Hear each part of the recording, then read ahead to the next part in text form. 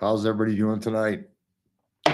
Welcome to Fire for Effect Live 24 March? Fuck me, spring has sprung. We're on our way. I'm fresh back from Mexico. Just trying to get sorted out. A lot of shit going on. Tonight's going to be probably some emotional content for me personally. We'll get into that later, but there's a lot of stuff to cover for everybody jumping in or listening later. Thank you very much. Fire for Effect Live is brought to you by deanblundell.com. Go to deanblundell.com for Canada's largest digital source of news, sports, and podcasts. You'll find all my shit there and a lot of other amazing pods. I'm going to cover the rest of my sponsors later because I really want to dive in. Tonight, we're going to talk with our man on location, Mr. Bryce Hooper, who I'm going to bring in here first in a second. And we're going to jump into some events in the Ukraine that have nothing to do with the army yet. And depending on how that flows and how I'm feeling about it, because there's some near and dear shit to me. It's been an emotional day. I will decide how far we progress with this pod. But before we do that, let's bring in our man on location with the good people at Water Warriors YEG, who we've had on the program before.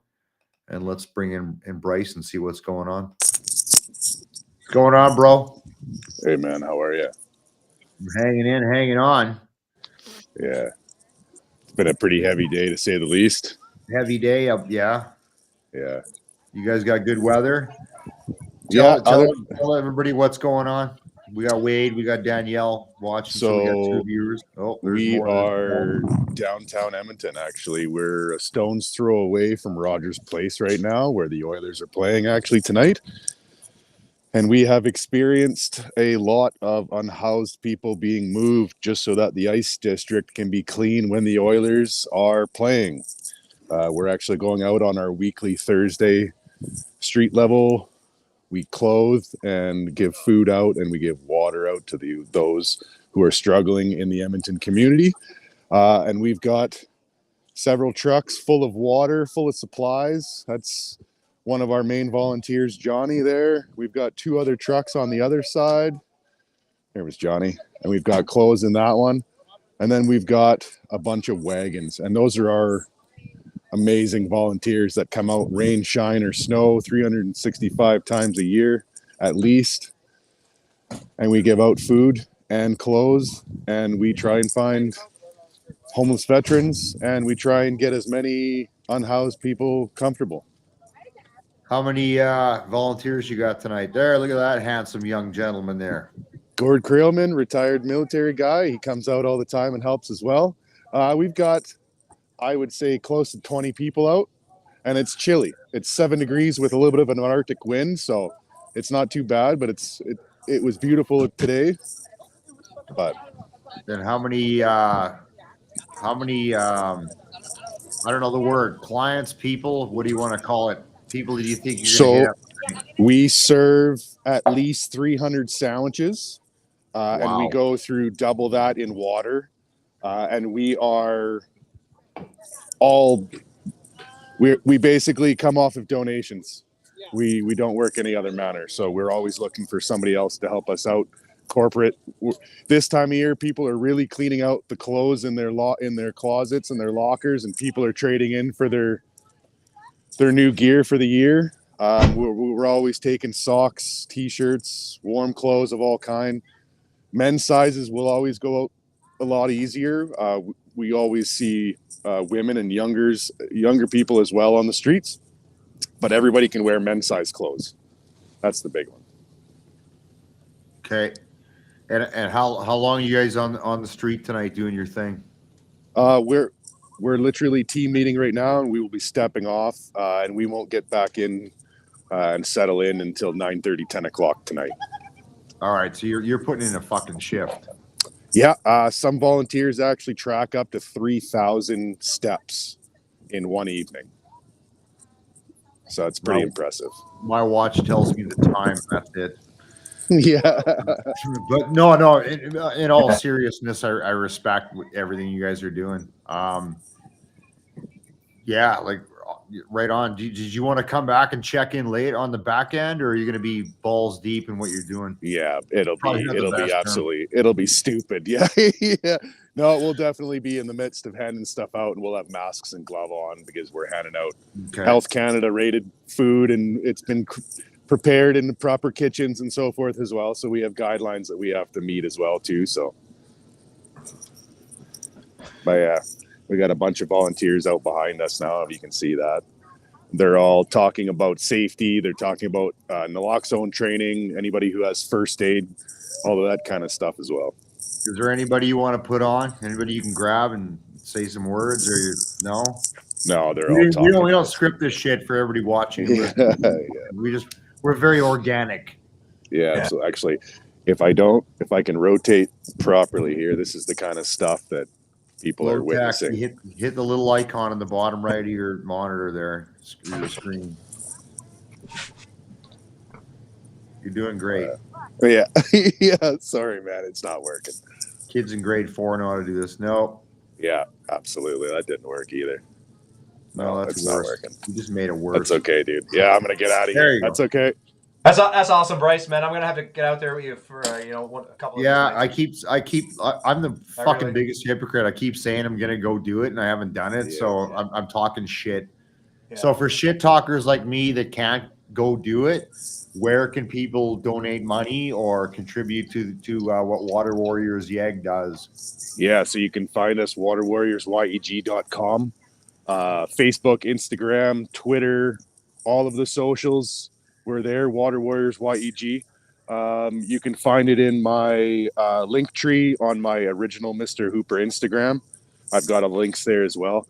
And if you want to challenge corporate-wise, we're also linked up with a charity, and we can provide a charity receipt.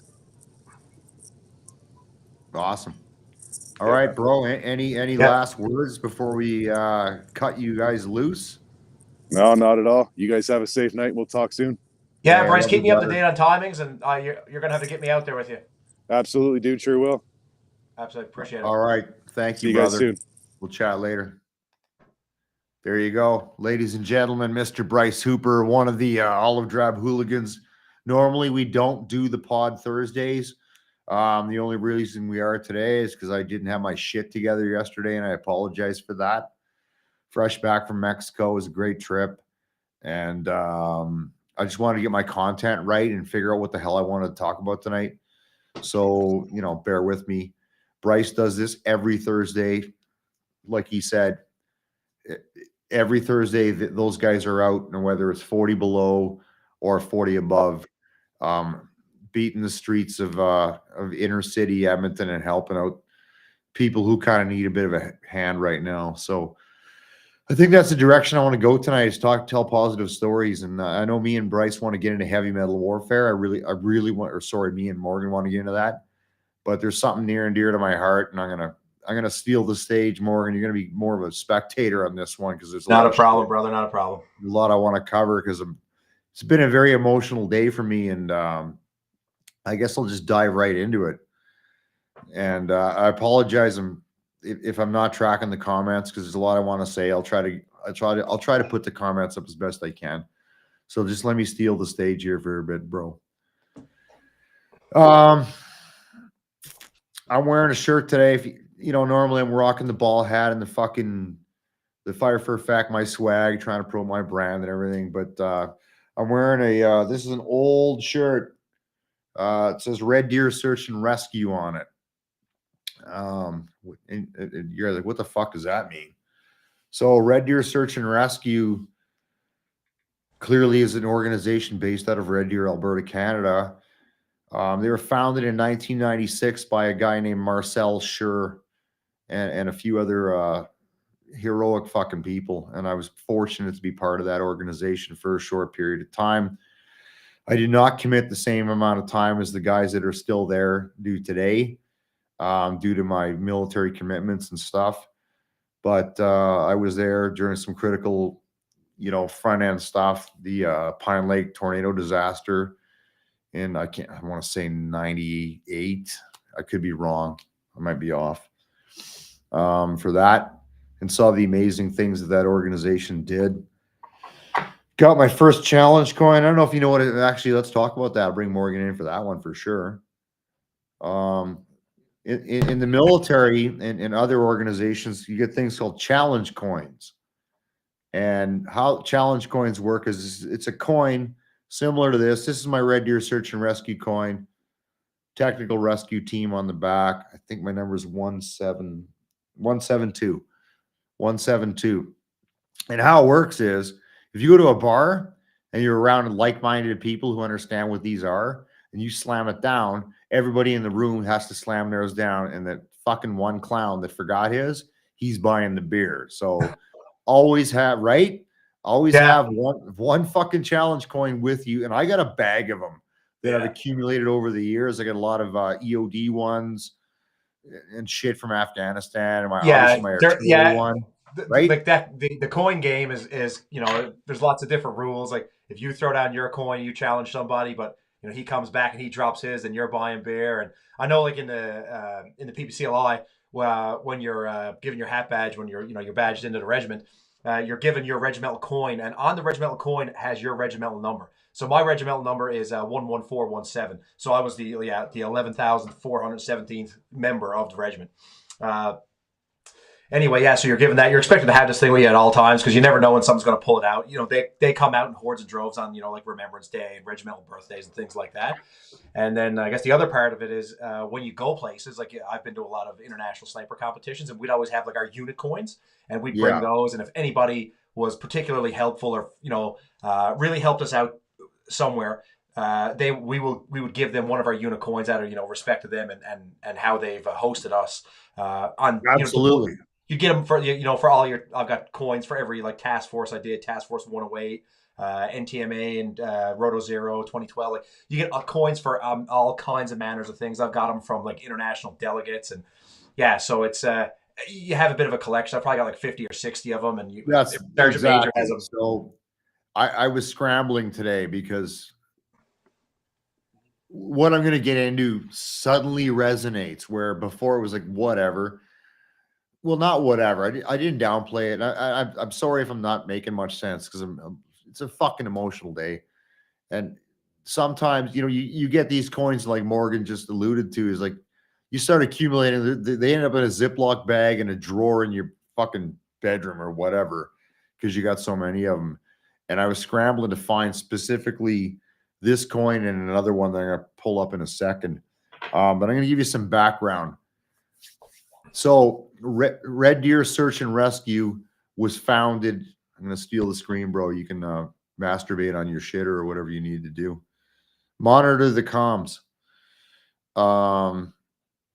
In 1996.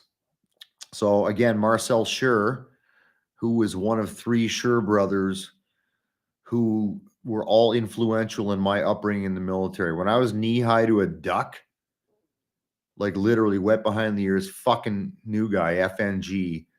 There was three brothers that were all artillerymen at the same time. Two were reservists, one was regular force. Marcel was in the regular force. And all these guys were influential in my life. I've known all three of them for 34 years. And I'll dive into that later. So Marcel left the regular force, retired, ends up in Red Deer. Why? Fuck, I don't know. And he starts Red Deer Search and Rescue with a core group of people. Over time, he built a technical rescue team, which is, I don't know if you can see what's on my fucking back or not. Whatever. He wanted to expand the capability to include confined space, high angle rescue, mountain rescue, and something called HUSAR, which is heavy urban search and rescue, to expand that capability. He always wanted to be, and still does to this day, the best of the best of the best. Over time, that organization evolved and grew, and they created something called CIRO, which is the Canadian International Rescue Organization. I'm going to bring that up. Hang on, I'm behind the ball. All right. The Canadian International Rescue Organization is comprised of members mostly out of central and southern Alberta. And that was a response to basically we want to be able to project beyond Red Deer County and do something internationally. CIRO, I don't know how long they've been around. I tried to get one of the guys on, either Jamie, who's Marcel's brother, who's kind of like the operations manager for the whole thing. He's still back in Canada while Marcel's over in the Ukraine. Spoiler alert. But they've been so inundated with interviews from CTV News, CBC News about the shit they're doing over there that I can't get them on. And effectively what they wanted to do was take Red Deer Search and Rescue, and this is a volunteer organization, so we're very fucking clear here. Okay, these guys leave their jobs, their families, unpaid, all volunteer, all not-for-profit to go do the shit they do. And they created CIRO in an effort to go respond to international disasters. And they've been all over the world, Indonesia, South America, and we'll talk about what they're doing in Ukraine. So that's what they did. And at present, Marcel is got an 8-man team. Actually, before we jump in, sorry, I'm getting ahead of myself. I'm a little over the board. Just fucking bear with me here. It's a tough day. So I'm going to read this for our listeners. Our mission, this is CIRO's mission. Respond to the preservation of life internationally, one life at a time. About CIRO, Canadian International Rescue Organization. CIRO is an impartial, neutral team of volunteers responding to a global disasters to provide professional search and rescue services. The members of the Canadian International Rescue Organization have been training for many years to develop their skills in areas such as collapse structure, confined space, high-angle rescue. It is these very skills that the team is committed to give to aid to the people of the world during their time of need. In addition to being volunteers, the members of the team have taken time off work at their regular jobs to come to the aid of the world's casualties of disasters. The members bring with them the skills and equipment that have been purchased with funds that have been donated to the team. So again, this is not for profit. These guys run everything they do, whether it's domestically with RD-SAR or internationally with CIRO, off donations from good people like you and I, and I'm going to come back to that. So right now, let me show you what these fucking guys are going through. These are volunteers. These are the finest people you will ever meet in your life. Is this the right picture?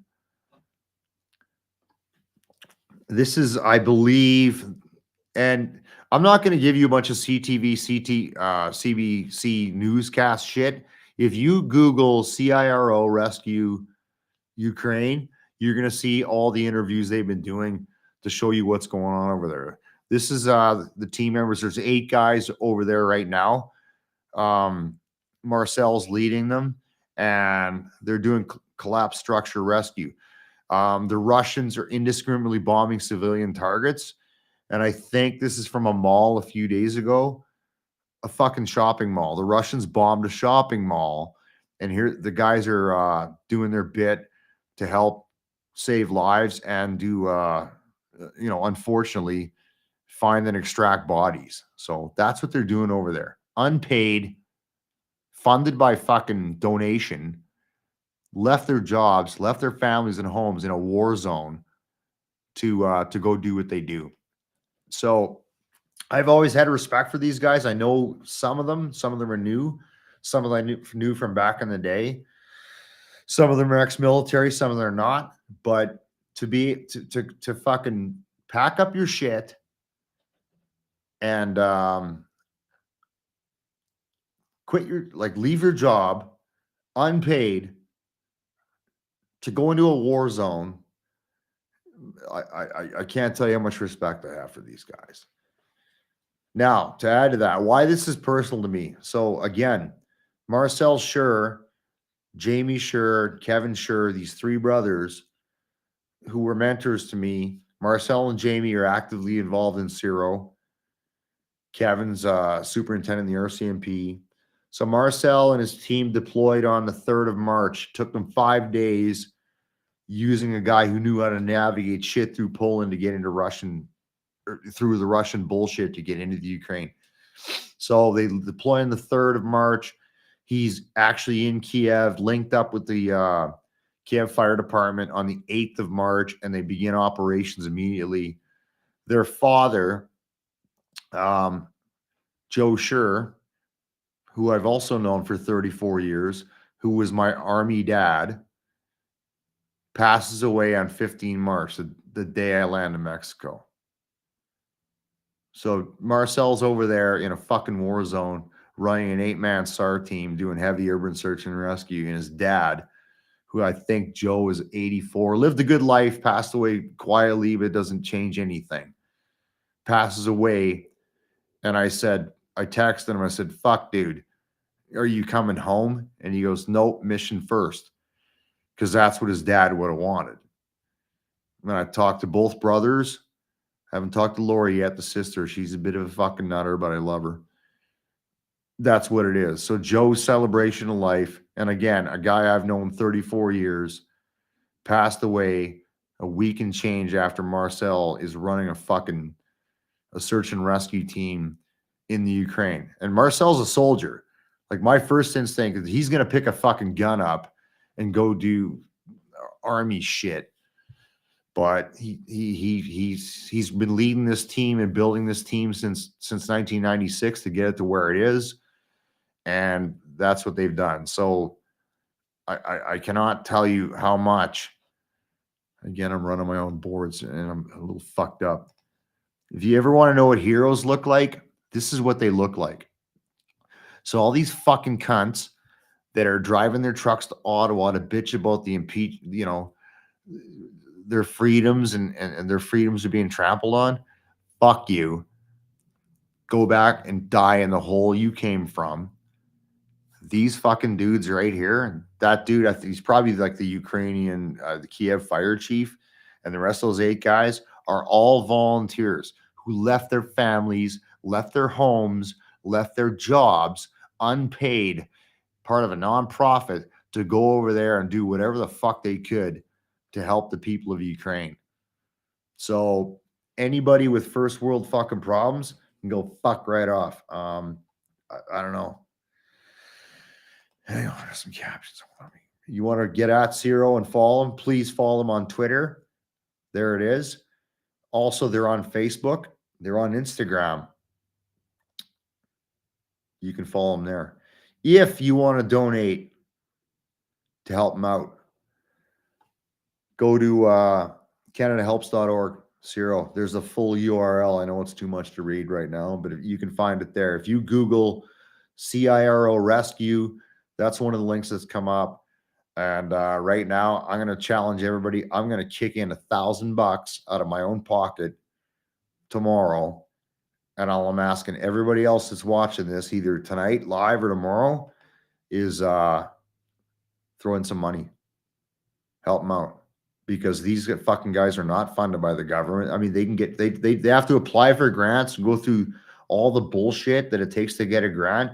And like last fall, before this was kicking off, I was down in Red Deer getting ready for hunting camp, which I do every year with Marcel, and half these guys that are over there right now, and they were about to like lose their rental space in Red Deer, where their vehicles and equipment are and all the gear is, because they couldn't get funding because of some bullshit government fucking thing, government Alberta, whatever it may be. So they count on donations from people like you to do what they do. So if you don't want to go over there and do what they do, if you can kick in 5, 10, 20, 100, 500, 1,000, 10,000, fucking go check that out and say you did your part. Morgan, I'm bringing you back in because I'm getting a little fucking emotional here, bro. Ooh, man. Yeah, been one of those weeks, eh? Yeah, I'm trying to keep my shit together and it doesn't feel like I'm coming off right. No, you're coming off Pretty great. I mean, quiet in the comment section. Yeah. Yeah, No, I mean so the comments have been fairly slow, but it's an incredible story, Chris. I mean, I think you kind of painted an excellent picture, and like you said, you want to look see what heroes look like. I mean, like these guys, right?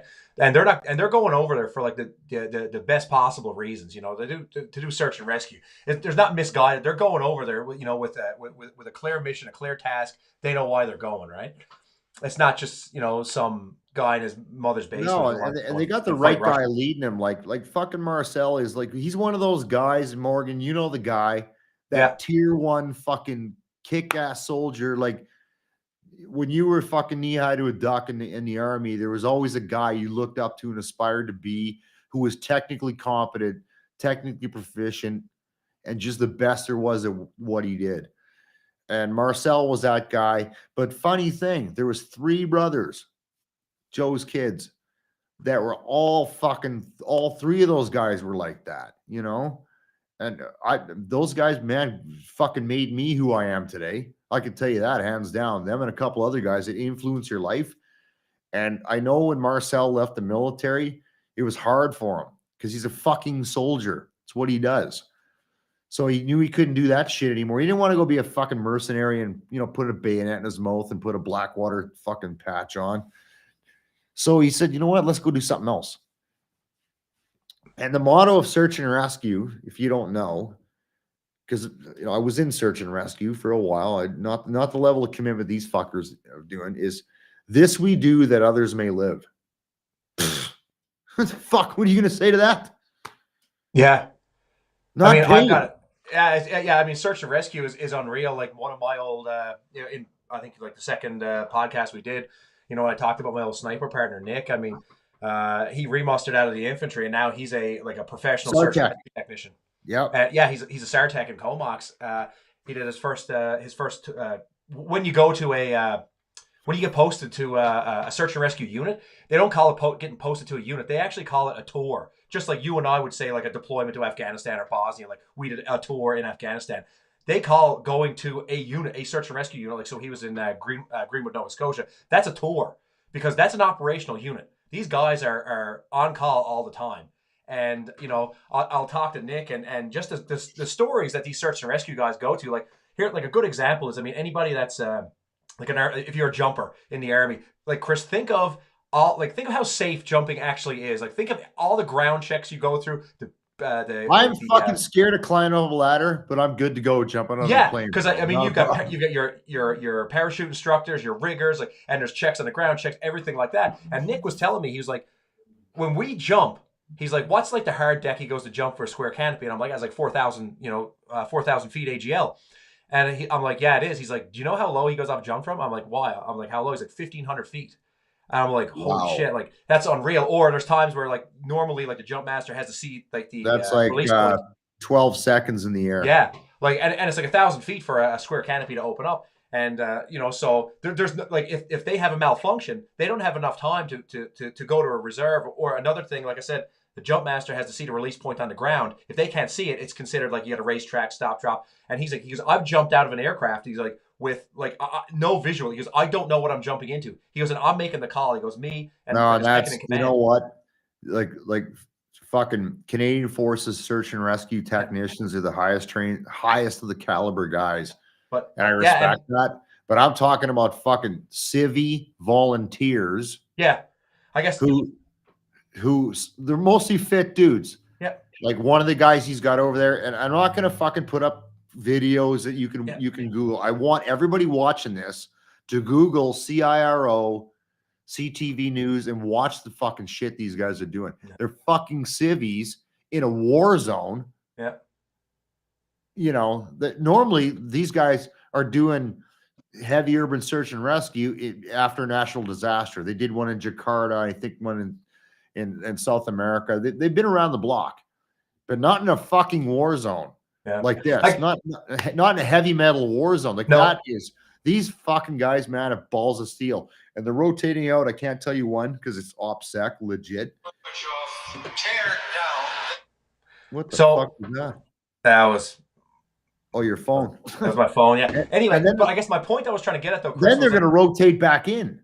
Yeah. So like, I guess my point I was getting at, like comparing like the civvy search and rescue to the SARTEX is their kind of their ethos, and the reason they do it is it's essentially the same reason. Like I said, the reason Nick is going to exit that aircraft, or he's going to do something that's completely unsafe under normal circumstances, which you and I would call safe. He's not in combat. He's just going to go do it. No, but I mean, he could still die. But the reason I said, well, why? And he's like, because if I don't, he goes, that's somebody else's life on the ground. That's right. Like, he goes, if we don't put our lives on the line, somebody else is going to die. This we do that others may live. Yeah, don't exactly. Forget those words.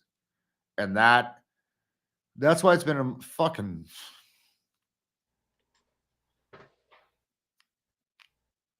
Yeah, it's just it is. It's like the most selfless thing you can do. I mean, like you said, they're going over there for the best possible reasons, and they're over there for everything that's right, everything that's good. And yeah, I mean, there's no words to describe it. I mean, it's incredible. I mean, what these guys are doing. So, I mean, I don't even know what to say. It's, I know the shit you and me used to do. Yeah. Fuck, I knew what I was getting into. Yeah. Right.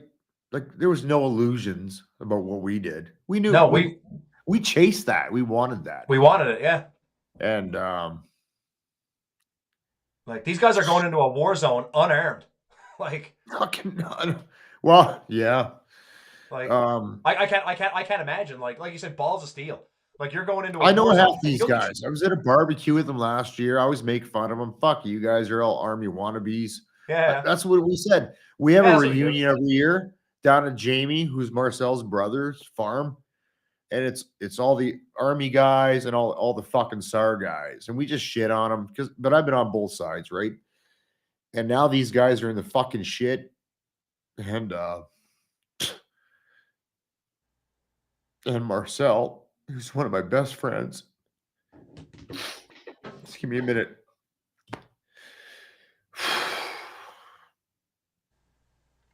He's over there, and his fucking dad died, and he is mission first. Fuck, man.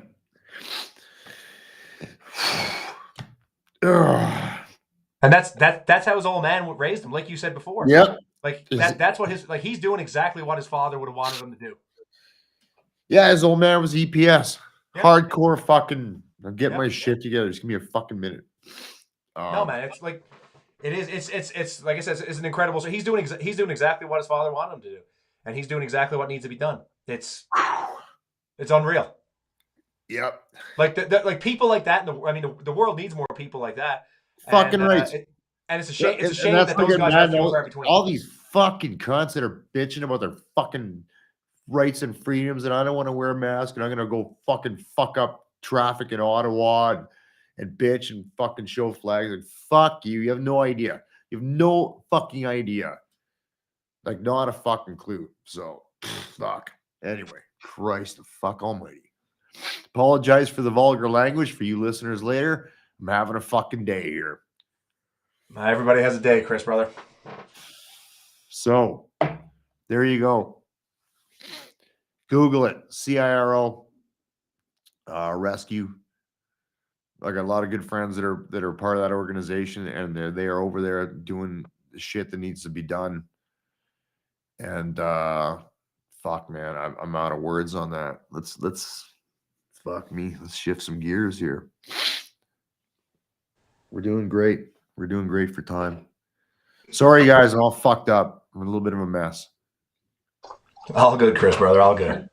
So they're killing it. I respect them. They're going to keep doing it. They got to rotate out for a set, and they're rotating in a new team in. Can't say when or why. When or how, whatever. You know what I'm saying. They got a rotation going, and I'll see Marcel and those guys soon, and I'm really looking forward to seeing them and getting some stories and shit. I wanted to get one of them on tonight, but they're fucking balls out, man. So there's no way. It's not possible. Even back here, Jamie's getting up at 4 a.m. to do interviews as the rear anchor fucking dude. And he goes, bro, I can't do it. I said, it's okay. I'll get you guys on later. Keep talking. So keep feeding me in. I text Marcel every day. He sends me wicked videos of like surface to air missiles. There's fucking artillery battles going on. He's like, dude, you should be here doing forward observer shit. I'm like, yeah, it's on my mind every fucking day. Trust me, it is on my mind every day. Give me 2 Javelin Dets, an Su-25 Frogfoot, and a gun battery, and I'll make some noise, but that's not where I'm at. Oh, okay, fuck. Sorry, guys. Yeah. There's a couple other things I want to touch on. I didn't think I would, but I'm coming out of it. Canada's commitment and Canada's ability, and this is where we get into it. So, did you read the Rick Hillier's article the other day in the National Post? Actually, no. I've been kind of on like a bit of a media blackout, kind of giving myself a break. That's fair, and I get that, but it caught my attention. So, if you don't know who Rick Hillier is, for those of you listening or watching, retired General Rick Hillier was the former Chief of Defense Staff up till 2009, and he was replaced by General Walt Nitinchuk. Rick Hillier was a very popular CDS. Since his retirement, he's been very active in advocating the military. And as a Newfoundlander, we happen to have one here. You may notice they speak their mind. And you got to read this article. He just nails it. He basically just shits over the government about what we're contributing to the Ukraine in terms of equipment. Like, we're sending them our junk. And you need to speak to this because you're the infanteer. Like Carl Gustavs that should have been decommissioned years ago due to stress fractures because we're afraid they're going to blow up. That are really not that effective. He referred to the Browning 9mm that we're sending over there that do more damage if you throw it at them than firing at them. M72s, which are fucking also antiquated. Yeah, it's like Vietnam era shit. Like Canada is sending garbage. Yeah. Shit. But the horrible part about the worst part about it, the fact that we're sending garbage, Chris, is not even that we're sending like our leftovers. We're sending like our shit, like our goods. Like, this is all we have. We couldn't send better shit if we wanted to. Like, now the 84, I mean, because I know like the 75th Rangers use those things. The 84 as a weapon system is not a particularly bad weapon system because it's all about ammo selection. But we have like, old heat wrap rounds and cement heads and stupid shit from like the 80s, which is, probably great against like an Iltis, but we don't have the proper ammo to really do, to affect anything, right? But that's fucking exactly the point. So we're sending shit over, and what Rick Hillier, to kind of fast track this, because I really want to get into my next topic now that I've recovered from my emotional fucking moment, is he said, take $1 billion and go buy off-the-shelf Javelin missile systems and Stingers and send them, like, contribute to the countries that are feeding the beast with fucking not antiquated junk ass equipment. Yeah. Like, money. Don't send them your garbage and smile. Yeah. Essentially what we've done is like everybody's got like that cousin who's got like a 1994 Dodge Caravan. Yeah. Hey, you want this? And he gives it to somebody. And right. Like, here's my thing. I mean, there's no the tires and the brakes are shot, and this thing is not roadworthy, but it's better than nothing. Like, now that's so that's what he said, and it's a great article. Google that. I'm not going to post it up and read it. I'm fucking tired of doing that shit. I want to talk about stuff with everybody. Sorry, I got to run the board too. Let's fast forward to reality here. Heavy metal warfare and Canada's lack of ability and lack of equipment to do it. And I'm not shitting on the army here, okay? I'm shitting on the fucking successive governments. I'm not even shitting on this current Liberal government. I'm shitting on decades of governments. So I listen to this analogy. The Canadian Forces is like a Calgarian. The week before Stampede. Oh, shit. I got to go get a fucking cowboy shirt, some boots, and a hat for that week. And they run out and buy that shit. And they walk around fucking Stephen Avenue Mall, and they go down to the fucking Corral Center and shit and party. I was that guy. A year later, the shit's antiquated, but there's another stampede. Oh, fuck. And they go buy new stuff. Where am I going with this? If you rewind the clock and go back to the end of the Cold War. So I joined the Army in 1988, and our shit was fucking getting aged back then. Although we had more of it and we were bigger. We had more troops. We were in Germany. We had a lot of shit going on. We had heavy metal to fight heavy metal. Not as big as our counterparts, but we were doing okay. It was maintained.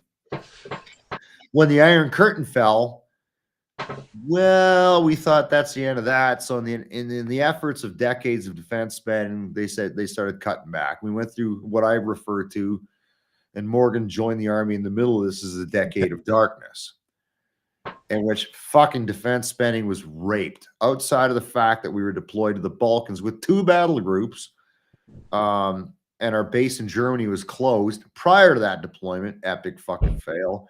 And the 1987 defense white paper was fucking thrown in the garbage. We were dealing with equipment that was rotting, aged, lack of replacement parts, and lack of any will to spend money, because we thought, fuck it, Cold War is over, the Soviet Union's done. We don't need to worry about that shit no more. Next big show kicks off. We all know what happened September 11th, 2001. And the mindset, and I was part of this, the strategic planning level. The assumption going forward after 9/11 was that we would never going to see, and it's a fair assumption, I'm not going to argue this, that the big fucking iron on iron World War III scenario was very unlikely to ever happen. What we were going to deal with is counterinsurgency warfare in shithole countries and deserts, and we equipped to need.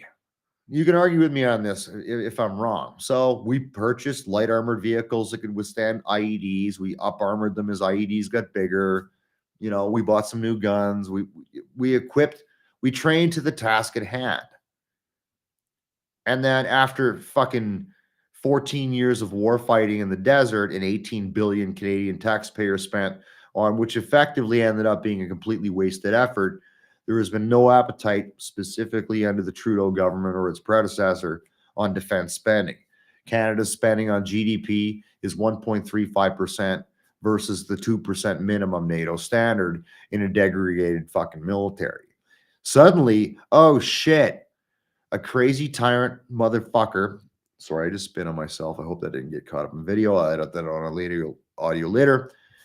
Invades the Ukraine, and it is full-on heavy metal warfare akin to what I was trained to deal with back in the fucking 80s before this shit became a reality. And we're not there. We sold off all our air defense assets. ADAS is gone. The direct fire squadron, whatever the fuck, remember that thing? It's all gone. That's all gone. We don't even have M109s anymore. No. Okay, so my last M109 I served on, 3.5 Foxtrot, J Battery 3 RCHA, is the fucking monument outside of headquarters. That's how old I am. No, and which, thank God, 777 is a better gun. So we luckily got Leopard 2, but outside of that, like, we have no ability or any. Rick Hillier alluded to it, and basically what's you needed to fight this warfare is air defense, which we've eradicated. Orlikon gone, ADAT's gone, blowpipe, which we pull off boats to send to Afghanistan, fucking gone. He's gone for a shit or something. The Javelin system we use, which is not the same one that I'm talking about in an anti-tank role, gone. I don't know what the fuck we have for air defense now. I've been out for a while, but I'm pretty sure it's very much antiquated. Get into anti-aircraft. I digress. Anti-aircraft. Well, actually, Chris, so in the artillery world, like in Gagetown, they had the 4th Air Defense Regiment.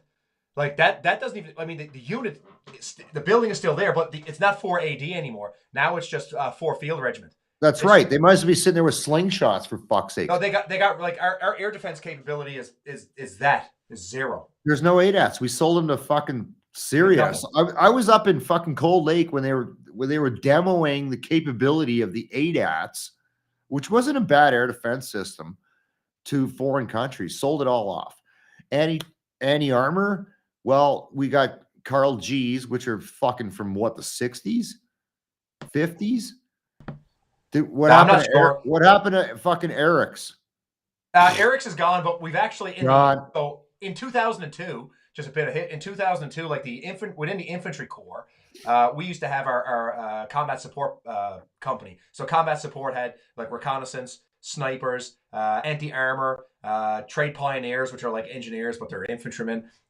Not to insult any engineers, I'm kind of oversimplifying it, but you guys know what I mean. As well as our mortar platoon.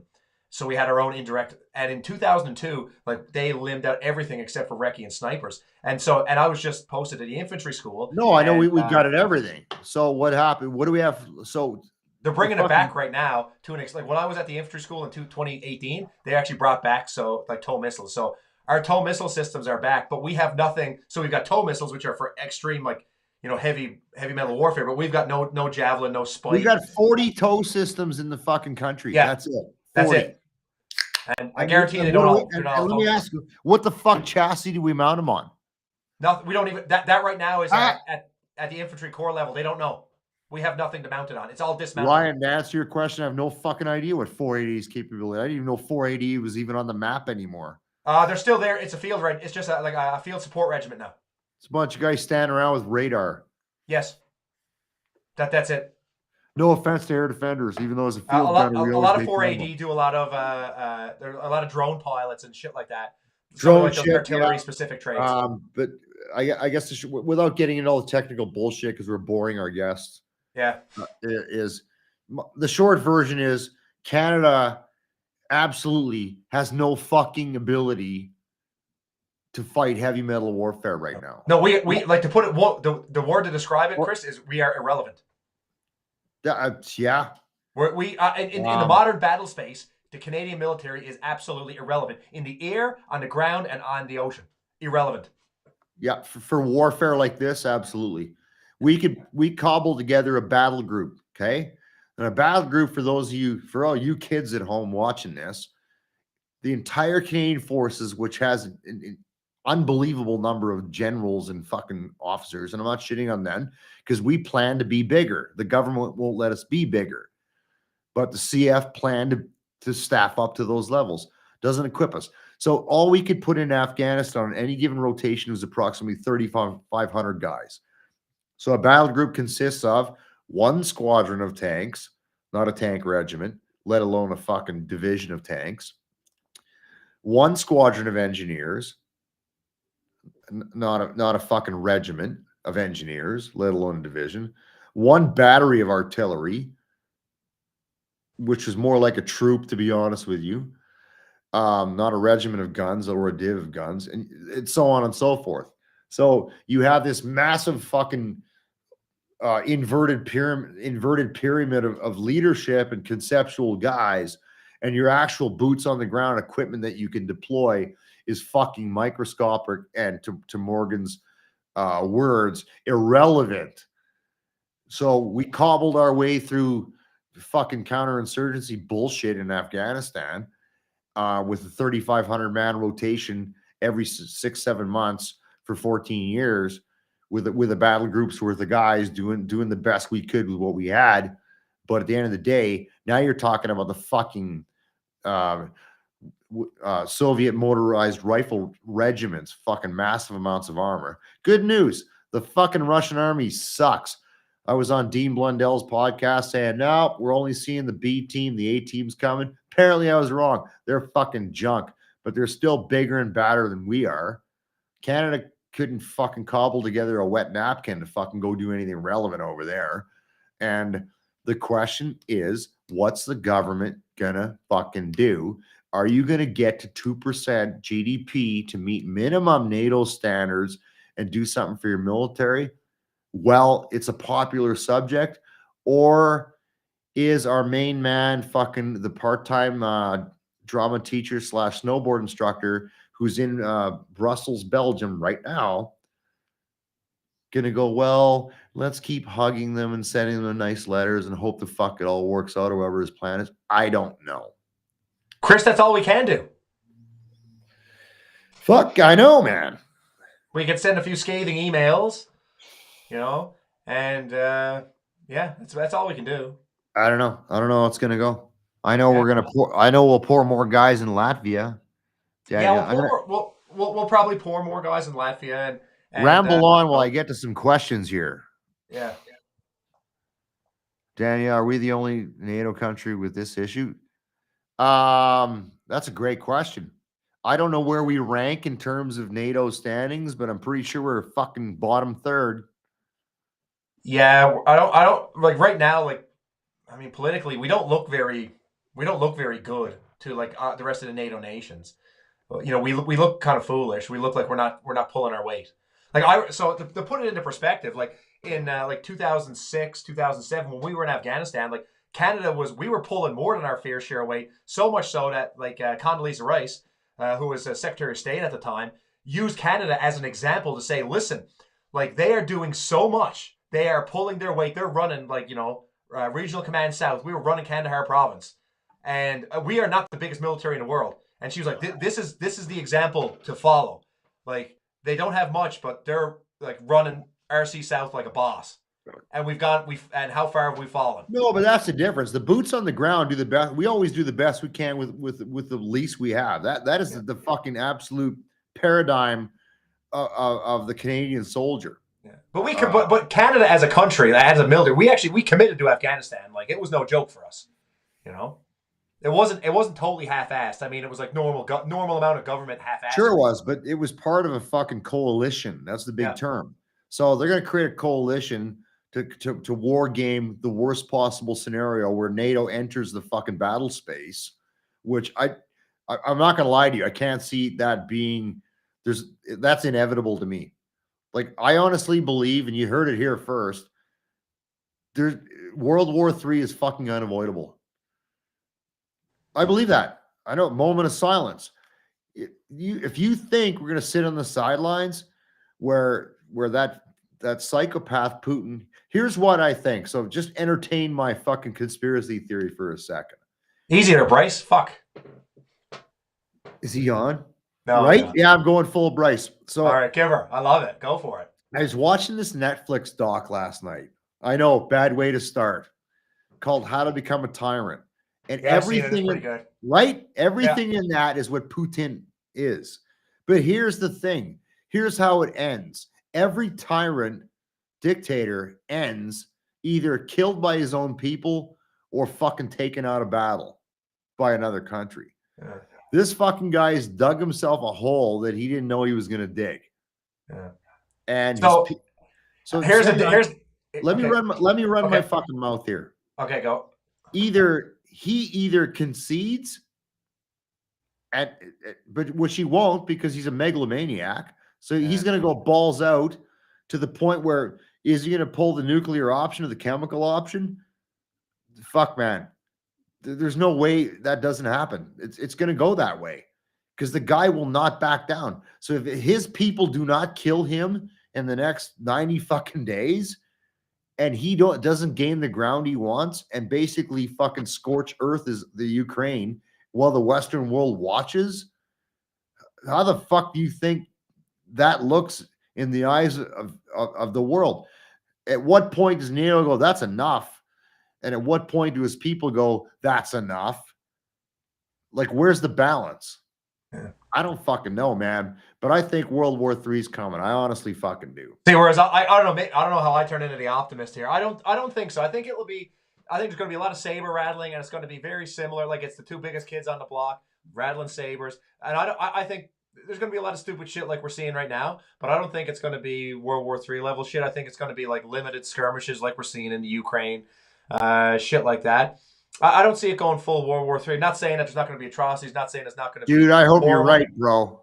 And I guess, but the other thing is like you said, with regards to like when you deal with like dictators, despots, like you said, they either get taken out of battle or their people take them out or this, that, or the other thing. So devil's advocate here is like sometimes we are better with the devil we know. And I mean some recent examples are like look at I mean, look at Iraq, look at Libya. I mean, are the people of Iraq and Libya like better off without Gaddafi and Saddam? I mean, I don't know. Like those places are so fucked up right now from a global standpoint. Like, it's almost like, I mean, it's shitty. It's shitty to say, but I almost feel like maybe we No, should but be you're sending you're guys talking like, about an internal thing. I'm talking about some fucking cunt that decided I'm gonna go fucking invade this country, and because I'm gonna throw a temper tantrum if I'm not getting my way because I'm insane, and Yeah. I'm gonna What is just it? start. He's fucking bombing civvy targets, man. Yeah, but well, I guess my point is that so if he's out of the picture, he will be replaced. And is the person that is going to replace him going to be worse than him?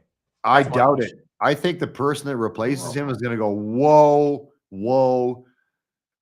He's gonna be walking around with a shirt going, I'm not with stupid. Yeah, maybe. And maybe, and I hope so. I really Yeah, I do. agree with what Ryan Perry, his comment there was just proxy war. That's what I think. Like, it's not going to be full World War III. There's going to be a lot of these little proxy wars. The Russians are going to be backing separatists, and then NATO through our other, because we got just as many shady back channels. We're going to be equipping rebels and equipping people like that. We're in a proxy war. We're in a fucking proxy war. The West is providing weapons to the Ukraine, and we're fucking the economic sanction chokehold on Russia to turn the people against them. That is the proxy war. We're in that motherfucker. We are, because I don't think as like Western nations, I don't think we have the stomach for World War III. I don't think we can do it. I'll tell you what, if you live in a fucking country like Slovakia, Hungary, Poland, Latvia, and you're a NATO country, you better get the stomach. It's easy for us in Canada, most fucking people here have never experienced conflict, and their biggest issue is that they have to wear a mask into fucking Sobeys. No idea. If you're European, I'll bet you, I talked to my brothers over in Europe, they're fucking ready to go. So their attitude over there, I can promise you, Morgan, is different than ours back here.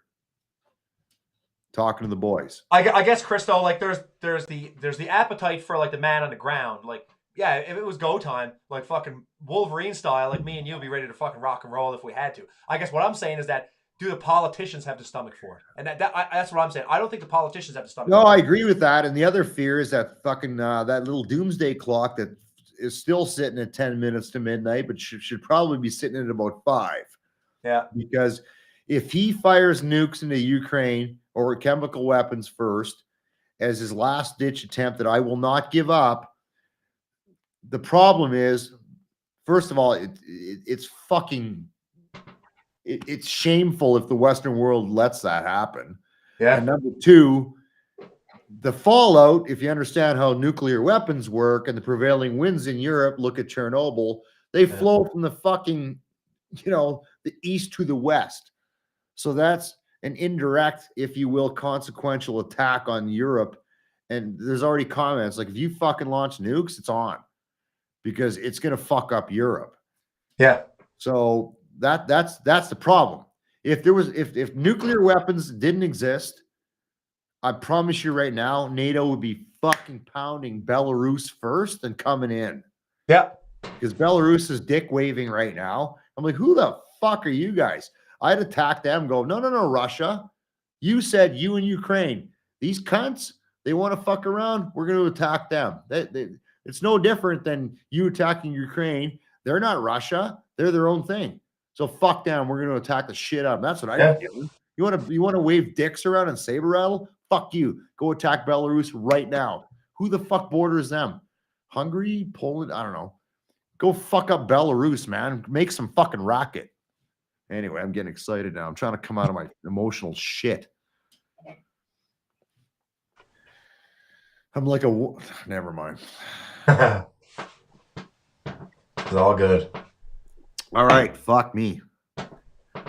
Does anybody have any questions? I don't even know how to. I'm trying to come up with a nice, gradual, normal podcast, fucking sloped out ending to this shit, but I'm having a fucking day. So here's how I'll wrap it up. Saber rattling aside, we'll see what happens after this fucking whatever 7 NATO summit, and we'll get from there. But I want to leave you back with this right now. economic sanctions are not helping the people of Ukraine. Right now, Russians are bitching about McDonald's closing. Well, you know what? Ukrainian people's McDonald's just got blown off the fucking map. These motherfuckers are real heroes on the ground. The Ukrainian army that have dug in are the real fucking heroes on the ground. All of the foreigners that have gone to join the version of the Ukrainian Foreign Legion, including Canadian fighters that have gone over there to fight this fucking absolute bullshit fucking oppression by the fucking evil cunt Putin and his disillusioned populace of his country. These guys are the heroes. Anything you need to help. And with that said, I'm kind of drained right now. So thank you. I apologize. Didn't get to all your comments. Yeah, it's a wrap. Thanks, guys. We'll tune in next week.